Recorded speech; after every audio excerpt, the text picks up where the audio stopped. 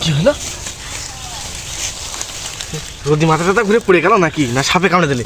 ইয়ে খালেক, উঠ ছাগল, খালেক। ও নো!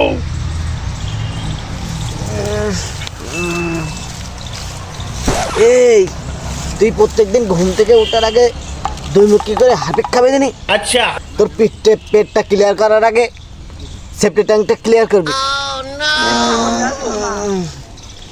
ভাই তুই চাপ নিস নি, আমার পুটকির সমস্যা আছে, পুটকির মনে কারণ ঠিক রাখতে পারিনি। তুই আয়।